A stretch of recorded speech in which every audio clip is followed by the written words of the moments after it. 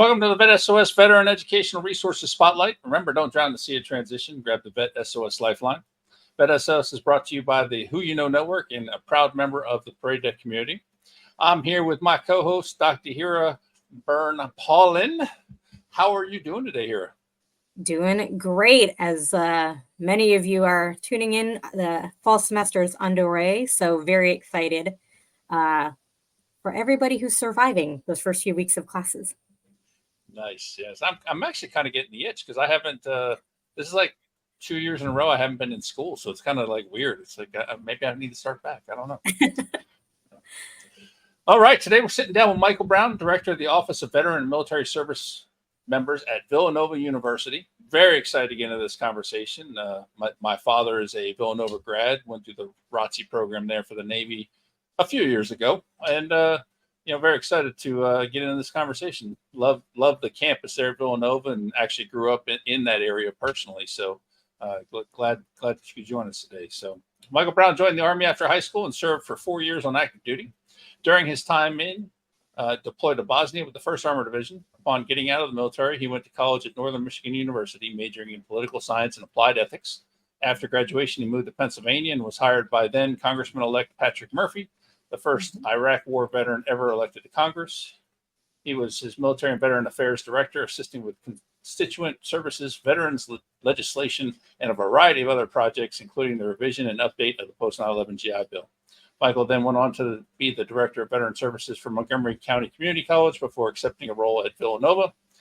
Michael was selected as the first Director of the Office of Veteran and Military Service Members at Villanova in October of 2018. This position is tasked with growing the program's opportunities community at the university for students from across campus and alumni. That was a lot. Impressive. For sure. How are you doing today, Mike? Yeah, I'm not that cool, really, but I'm really doing well. I thank you both for having me here today. I think it's a great opportunity to talk more about what Villanova is and what it wants to be and how we got here, et cetera. But I really appreciate the opportunity to do that with you both, and I look forward to the conversation. Love it. So let's jump right into it real quick. Just give us sort of a overview of what your transition was like out of the military, because that is what we started with Vet S.O.S. Sure. So I was born and raised about an hour north of Detroit, Michigan. Growing up, my dad worked on the assembly line of General Motors, basically doing some stuff for the union, UAW. And my brother is older than me. He joined the Navy, and I got out of high school and said, I don't want to be stuck on a ship. So I'm going to join the Army. And that's what I did. Right after high school, I didn't really want to spend my life in Michigan. I wanted to see what else is out there. So I did my time. I was an infantryman and served, deployed, came home, and used my GI Bill to find a college that was the right fit for me, which took some time and effort and interviews, et cetera. And Northern Michigan, which is way up in the Upper Peninsula of Michigan, was really just a great fit. For me personally, it's a small liberal arts state school, which is what I was looking for. But that transition that you talked about as an older student walking around campus, as a non-traditional student, not living in the dorms, as someone who's a first-generation Pell eligible student, so there's a lot of things that sort of separated me from a bunch of the pack, and so I had to find my way. I needed a lot of help. I hadn't written a paper. I hadn't done, any algebra in the last several years. Little things like that. But those little things, when you add them all up, equal a big thing, and that's feeling maybe isolated or alone or overwhelmed. Really, is I think the right word to use in a lot of ways. And so what I relied on were my fellow students, but I think the big help for me was getting to know and starting relationships with my professors who were really there to help guide me through college 101, basically. And they took me under their wing, and I still talk to them today. Whenever I'm back up there, I'll go have a beer with my professors. And it's something that I think just speaks volume to that college community, but also them as human beings. So I really appreciated that. And I tell a lot of people this: if it weren't for them, I wouldn't be here today, because I think in hindsight, it showed me what a college education can do for a transitioning service member, and the the path that it can launch you on. The other thing I always say is that college is so much more than just a degree. It's going to get you to that piece of paper, but really it's a way and a mechanism to learn so much about yourself, your place in the world. And really, life is short and we don't have a lot of time in our life to invest in ourselves. And I think college is a real opportunity to do that. When we get old and have responsibilities, we have to invest in our families or our friends or whatever it is. We have so little time to invest in ourselves, and a college education opportunity allows you to do a little bit of that. And so that was my college and military transition into college. And I really think it launched me towards understanding again where my place was in the world, if that makes any sense. Preach it. That I've been saying Yeah. the same thing for years. Especially in today's digital age, you can almost learn anything you can learn on a campus technically. But all the other things, the networking, the way of life, just learning about yourself and growing. There's so much more to college, and man, I just absolutely love that. And here, he used the same logic I did. My dad was Navy, and I decided I didn't want to be on a ship, so I joined the Army. I've never heard anybody else ever say that. And, I spent the first 8 years of my career deployed every other year, so I probably would have been better on a ship. But, my husband did one float, and I was like, I don't know how the Navy spouses do it. Nope, my husband's in the Marines. I'm used to another type of deployment, but props to anyone who wants to do the ship life. That's what I say. Absolutely. Yeah. Amen to that. But Mike, I loved the intersectionality of all your identities you were talking about. I think a lot of times when vets hit campuses, they're thinking, okay, I'm a veteran, right? But you were talking about all these other pieces of who you are and what you're bringing to the campus, and highlighting that you were kind of accessing all those other pieces of you and that kind of investment in you. And I think that's an important reminder to any vet stepping on any campus is, obviously be proud of that veteran status, but also, don't forget to explore those other pieces of who you are. And kind of jumping into that, you explored, you built yourself, you said you found your purpose. So how did that build to continuing to work in higher education and the roles you were looking for within the space? That's a great question here. I think initially, I didn't see higher education, and it's something that, hindsight is always 2020, but I saw higher education as a means to an end. I never saw it as an end. And, now that I'm older and wiser, I do see it as an end. But even, then I saw, well, this is my way to get to X. And this is the pathway that's being paved for me and the people I need to be networking with, et cetera. And it was great. I joined a ton of clubs and invested in understanding what my interests were outside of the military now as an adult away from home and all those things without having to show up to formation every morning and shave and do PT and all those things. So it allowed me, again, that time and space really to breathe, to recalibrate and to understand all of those things. So that's what I did. I really said, I'm only going to be on a college campus once. So I'm going to join the clubs. I'm going to do all the intramural sports. I'm going to get to know my fellow students. And then I'm going to do some internships if I can. And I'm going to get that practical experience to see what I like, but also just as important, what I don't like. I think when a lot of veterans come to college and they might say, well, I know I want to be a project manager or I want to be whatever. But until you have some experience doing those things, I think that's all just a pipe dream until you actually hit the floor and are actually doing that work. And I found myself in the political science world and really enjoyed it.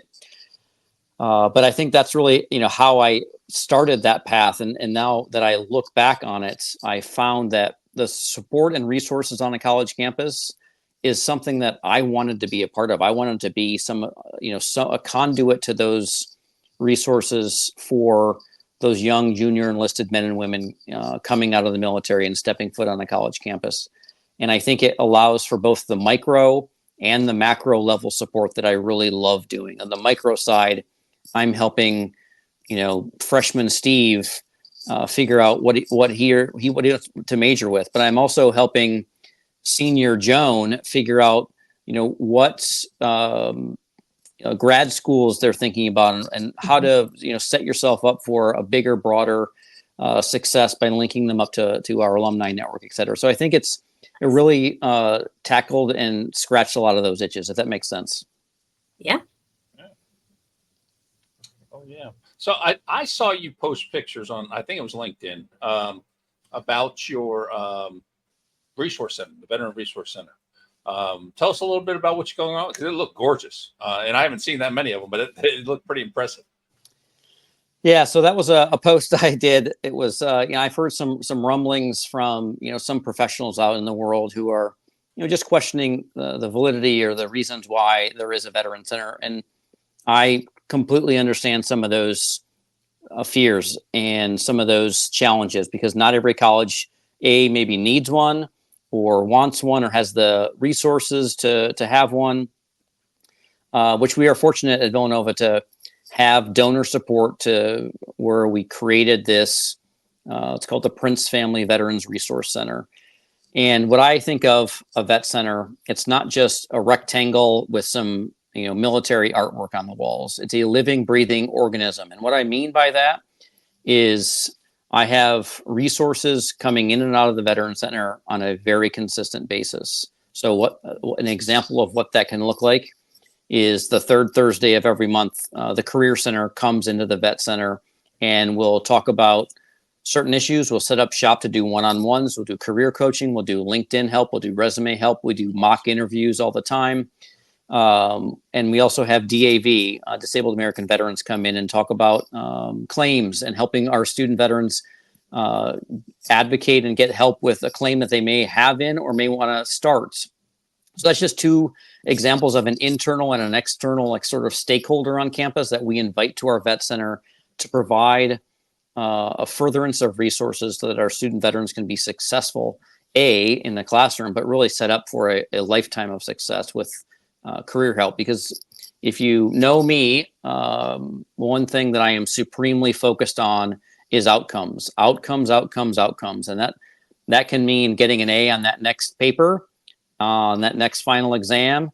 But really what I like to think about is that launching point for getting the career that you want in the location that you want. So that's really my focus, is setting up our students. It's not, for me, it's not, I don't really focus on getting students to Villanova. They come and that's great.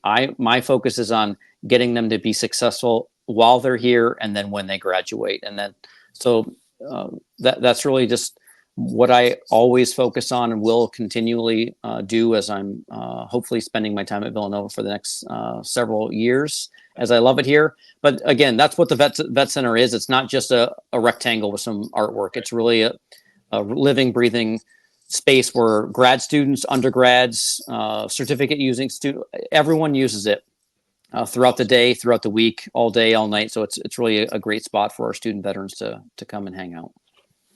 That's awesome, Mira. I absolutely love that. Yeah. Speaking of your, student veteran population, roughly, what is the size of Villanova for people who may be unfamiliar, and about how many of those students are military connected?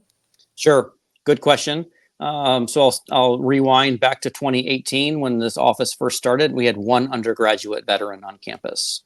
All right. And so I think that's part of the reason why they created this office, is they wanted to have maybe more than one. And today we have around 175 military connected students walking around campus. And when you include dependents and grad students, that goes up a little bit higher, which is great. But we have a growing population. We have a robust yellow ribbon program, and we have student veterans all over: College of Nursing, the business school, arts and sciences, the College of Engineering, you name it. Our student veterans are really placed all over, studying very diverse things. And again, another one of my goals is to get them to immerse in the broader campus experience and not just hang out in the vet center. I really push them out to join clubs and do other things and see what else is out there at Villanova. That is just absolutely awesome. Well, here we're coming down to the end already. These things go fast.